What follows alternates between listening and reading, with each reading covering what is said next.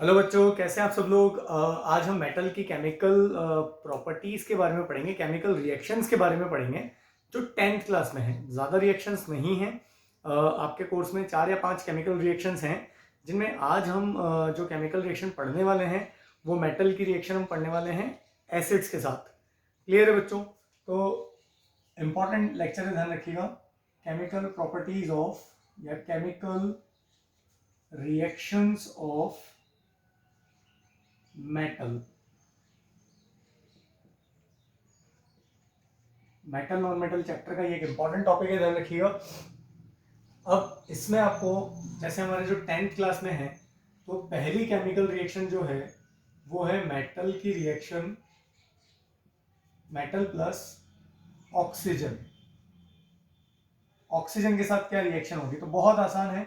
क्या होगा? Corresponding metal oxide बनेगा। आज हम ऑक्सीजन के साथ रिएक्शन नहीं पढ़ने वाले हैं, बट मैं आपको फिर भी एक इंट्रोडक्शन दे रहा हूं कि आपको रिवीजन करने में आसानी हो। फिर मेटल की रिएक्शन जो आपके कोर्स में है वो है विथ वाटर। क्या बनेगा? अच्छा देखिए, वाटर के केस में एक इंपॉर्टेंट कॉन्सेप्ट है कि मेटल की रिएक्शन वाटर के साथ जो होगी वो मेटल की रिएक्टिविटी पर निर्भर करेगी। जो हाईली रिएक्टिव मेटल्स हैं वो ठंडे पानी से रिएक्शन करेंगे, जो मॉडरेटली रिएक्टिव मेटल्स हैं वो गर्म पानी से रिएक्शन करेंगे, और जो कम रिएक्टिव और भी कम रिएक्टिव मेटल हैं वो स्टीम के साथ रिएक्शन करेंगे। तो आपको याद क्या रखना है कि जब मेटल की रिएक्शन वाटर कैसा लिक्विड स्टेट में हो, या तो कोल्ड या हॉट, बट स्टेट कैसी हो? लिक्विड, तो हमेशा क्या बनेगा? Metal hydroxide, corresponding metal hydroxide plus hydrogen gas. ये आपको याद रखना है। और सेकंड क्या है, इसी को हम वाटर के साथ रिएक्शन को दो हिस्सों में डिवाइड कर देंगे, ए और बी करके। कुछ मेटल्स जो कि बहुत कम रिएक्टिव होते हैं, लाइक एल्यूमिनियम और जिंक, आप याद रखिएगा, वो वाटर के साथ रिएक्शन तो करते हैं, लेकिन वाटर की स्टेट क्या होगी? गैस। गैस यानी वेपर्स, यानी स्टीम। स्टीम के साथ अगर रिएक्शन कर रहे हैं तो क्या बनेगा? Corresponding metal oxide, not hydroxide, plus hydrogen gas. ये आपको याद रखना है। तो ये हम पहले पढ़ चुके हैं। मैं आपको इसके वीडियोस भी शेयर कर दूंगा ऑक्सीजन के साथ और वाटर के साथ, लेकिन आज हमारा टॉपिक ये नहीं है। हम आज जो केमिकल रिएक्शन पढ़ने वाले हैं वो है मेटल की रिएक्शन एसिड्स के साथ। इंपॉर्टेंट कॉन्सेप्ट है मेटल की रिएक्शन एसिड के साथ। तो देखिए इसको हम लोग कैसे अप्रोच करेंगे, देखिएगा।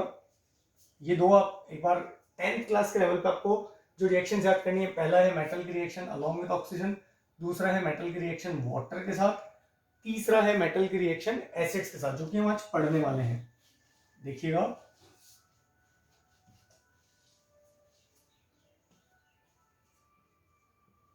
Chemical reaction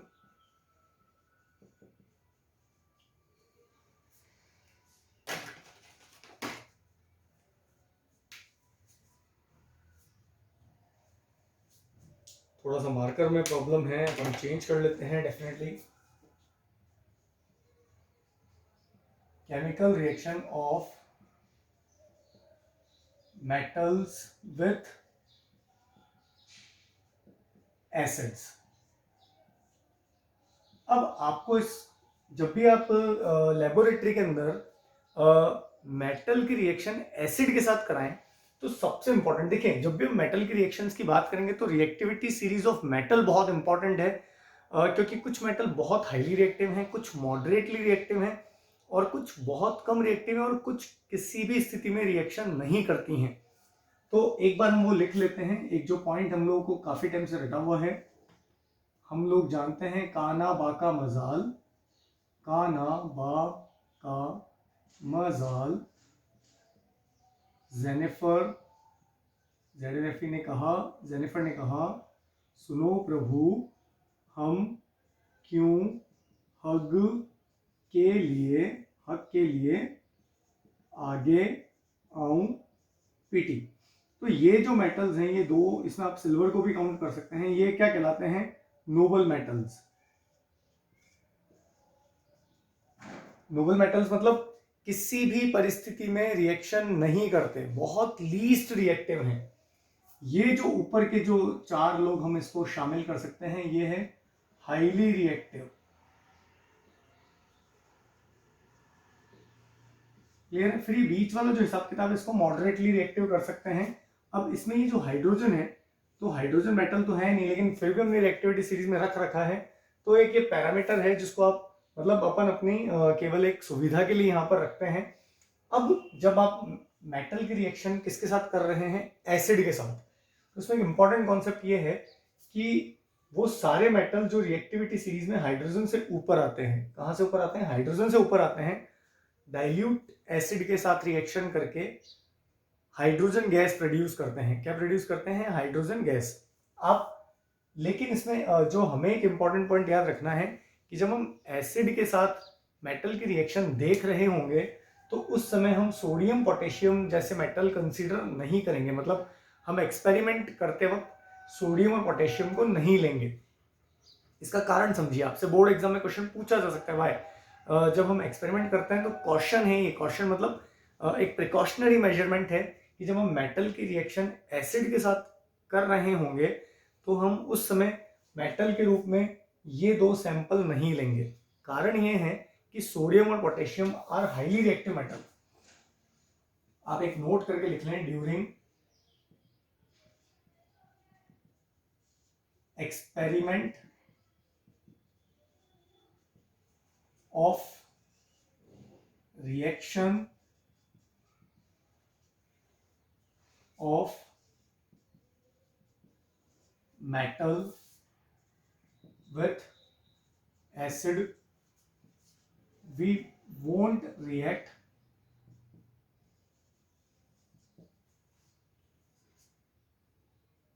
acid with sodium oblique potassium.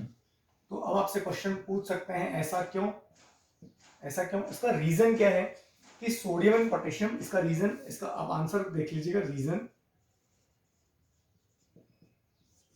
हम जानते हैं sodium and potassium are highly reactive metal.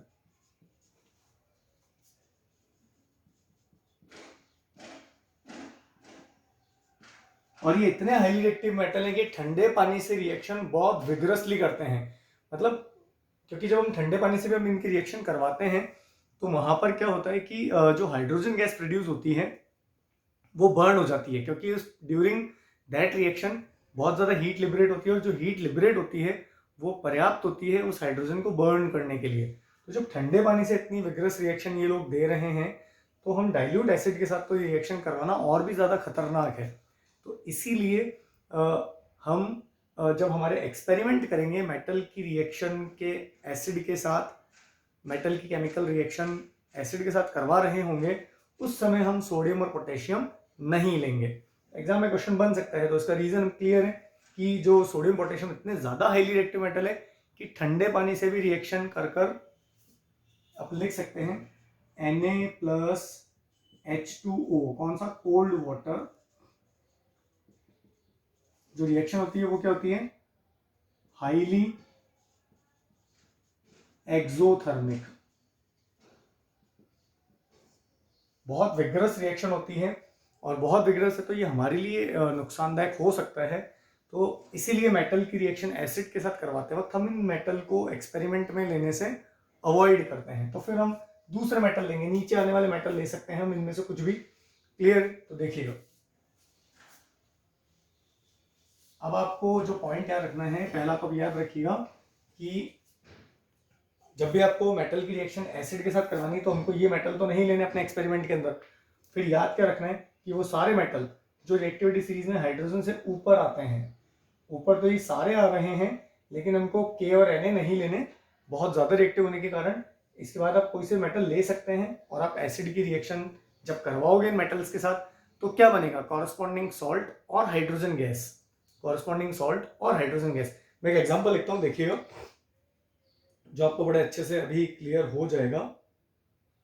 देखिए, हम मैग्नीशियम अगर मेटल लें, जैसे मान लीजिए मैं यहाँ पे मैग्नीशियम मेटल को अपने एक्सपेरिमेंट में ले सकता हूँ, और जब इसकी रिएक्शन मैं किससे करूंगा, HCl के साथ, HCl आप डाइल्यूट या एक्वस आप कुछ भी लिख सकते हैं, तो क्या होगा, ये जो मेटल है ये क्योंकि रिएक्टिविटी सीरीज में हाइड्रोजन से ऊपर आ रहा है, मैग्नीशियम ऊपर आ रहा है, तो ये क्या करेगा, हाइड्रोजन को डिस्प्लेस करेगा, ये हाइड्रोजन को डिस्प्लेस करेगा और इसको हटा देगा। हाइड्रोजन कभी भी अकेला नहीं हटता, H2 के रूप में हटता है, तो यहाँ HCl की जगह 2HCl ले लें, क्या बनेगा, H2 गैस के रूप में निकलेगा, प्लस मैग्नीशियम आके बैठ जाएगा Cl के साथ, और मैग्नीशियम क्या बनेगा, क्लोराइड, ये aqueous.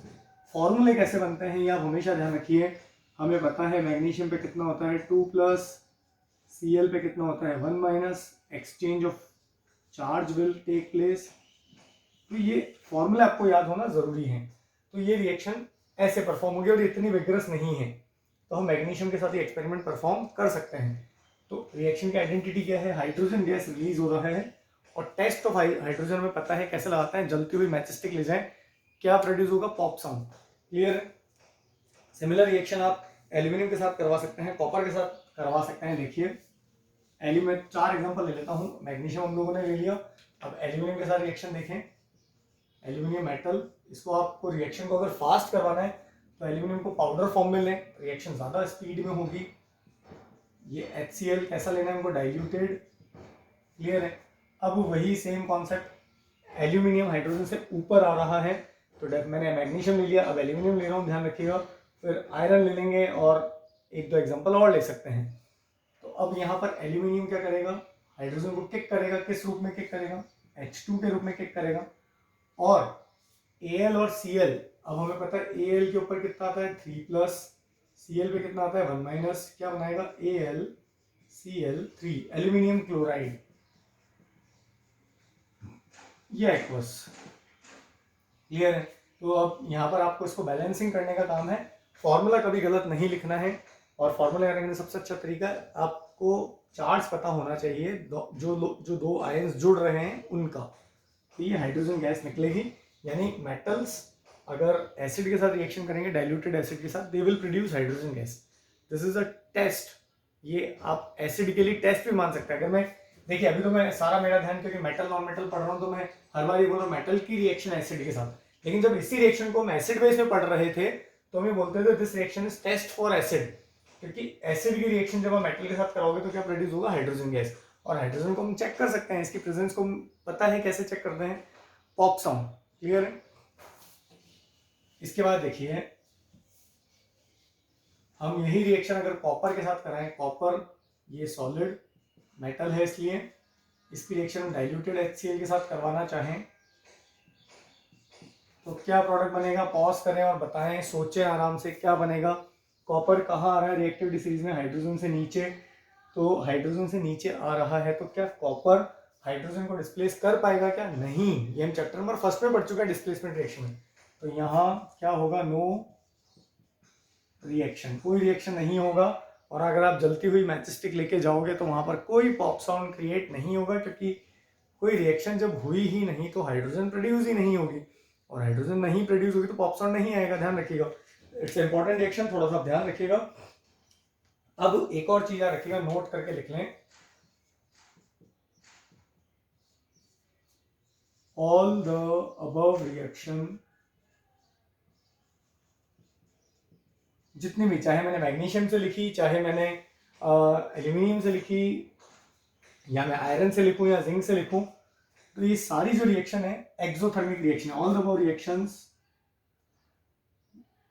Reactions are exothermic.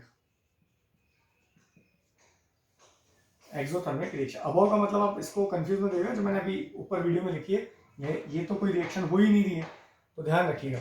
Exothermic है, इसमें टेम्परेचर राइज अप होता है, जब आप मैग्नीशियम को HCl में डालोगे तो टेम्परेचर राइज अप होगा, और राइज अप होने का मतलब है कि रिएक्शन में हीट प्रोड्यूस हो रही है, तो एक्सोथर्मिक रिएक्शन, ध्यान रखें। ये पॉइंट अच्छा था। अब इसमें जो आपको, ये आसान सा कॉन्सेप्ट है, लेकिन जो आपको याद रखना है, जो समझना है, वो एक इंपॉर्टेंट कॉन्सेप्ट है यहाँ पर, जो कि आपके बड़ा काम आएगा, वो आप ध्यान रखिएगा। इंपॉर्टेंट इंफॉर्मेशन करके आप एक नोट डालें, या एक नोट करके, या जैसे भी अपने नोट्स में आप लिखना चाहें।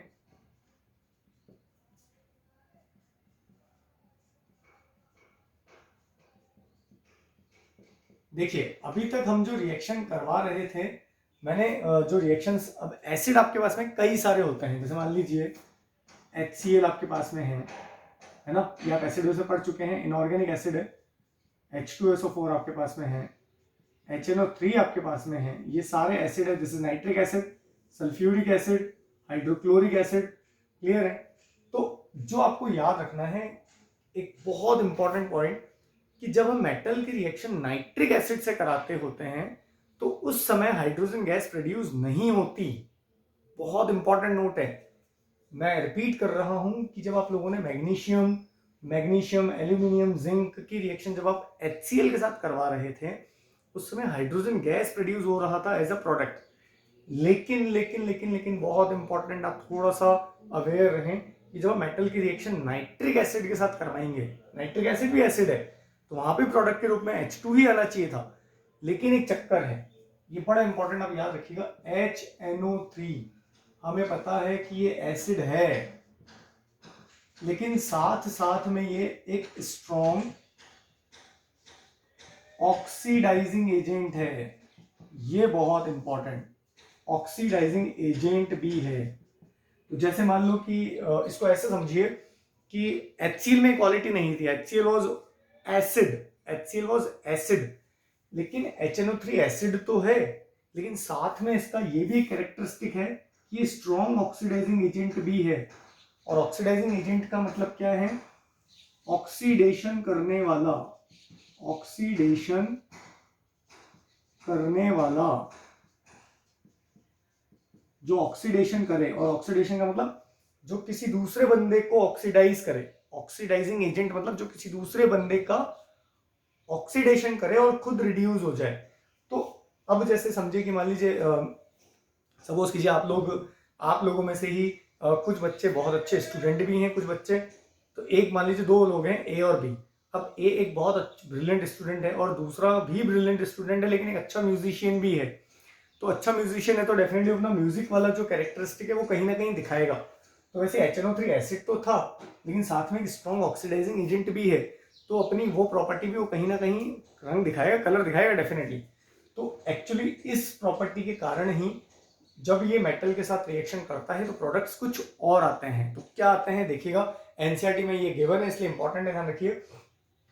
तो देखिए ये इंपॉर्टेंट रिएक्शन अगर मैं लिखूं यहाँ पर, तो आप इसको कैसे याद रखेंगे? देखिए पहले आप थोड़ा सा समझें।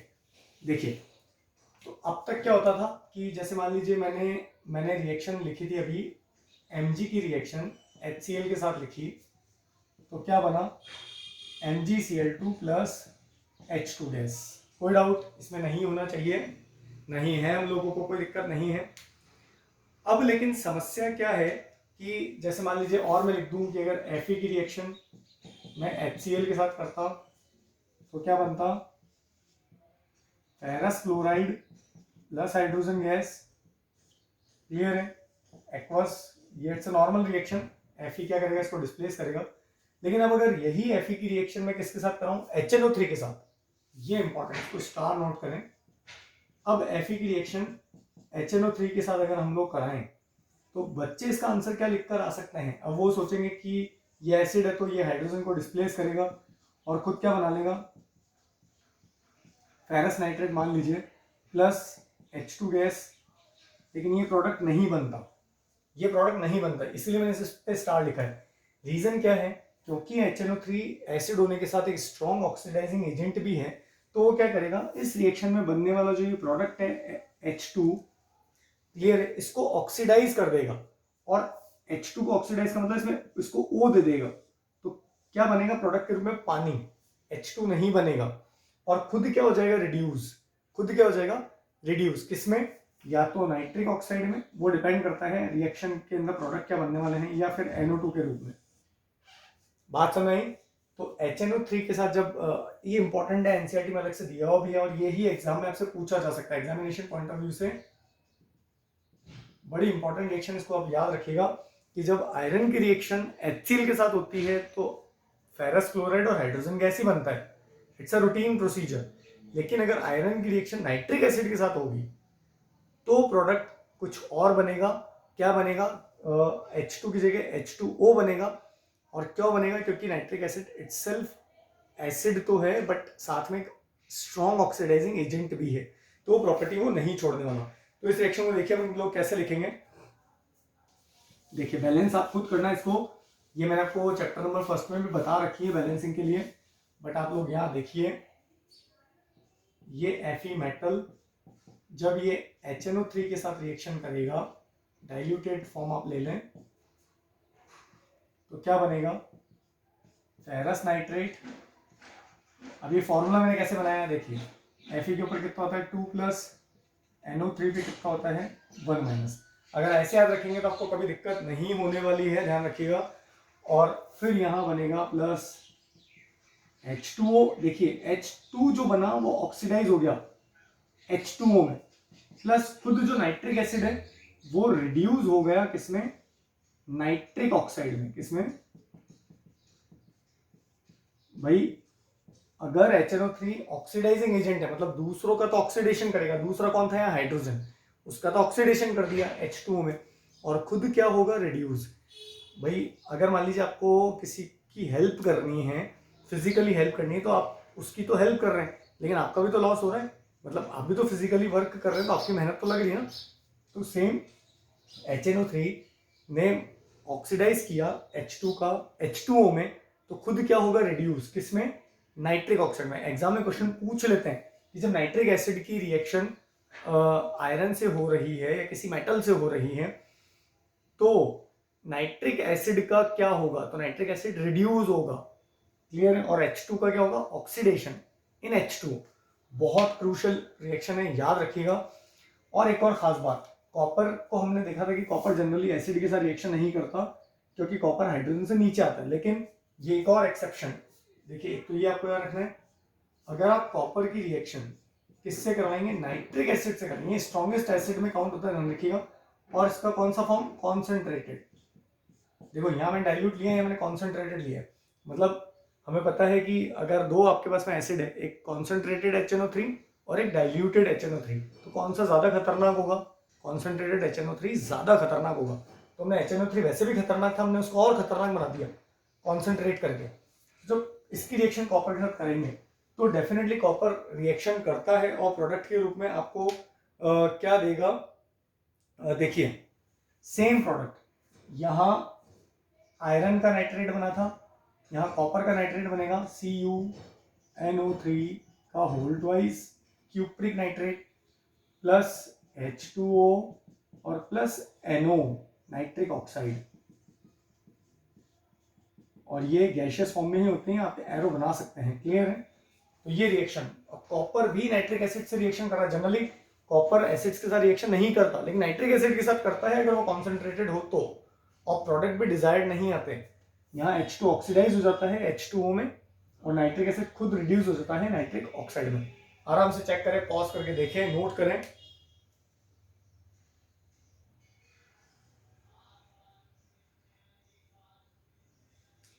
क्लियर है बच्चों? तो ये हमारा पूरा concept reaction of metal with acid clear हो चुका है। जो इंपॉर्टेंट पॉइंट आपको याद रखना है वो ये वाला है कि जब मेटल की रिएक्शन नाइट्रिक एसिड के साथ होती है, तो एक तो इसमें है कि कॉपर तो ढीठ था, किसी एसिड के साथ रिएक्शन नहीं कर रहा था, लेकिन हमने कॉपर की भी रिएक्शन एसिड के साथ कराई जब हमने एक खतरनाक एसिड लिया नाइट्रिक एसिड के रूप में और उसको और खतरनाक बनाया कॉन्सेंट्रेट करके, ध्यान रखिएगा। तो कॉपर नाइट्रेट बनेगा, यानी क्यूप्रिक नाइट्रेट, H2O बनेगा और नाइट्रिक ऑक्साइड बनेगा। ये गैस होता है, हमें पता है non metallic oxide generally gases होते हैं, तो ये इसलिए गैसियस फॉर्म में लिख के इसको एरो पर ऊपर बनाया है। तो मुझे उम्मीद है कि आपको आज ये पूरा जो कॉन्सेप्ट है reaction of metal with acid समझ में आया होगा। नेक्स्ट वीडियो के अंदर हम लोग अपलोड करेंगे reaction of metals with other salts, clear है।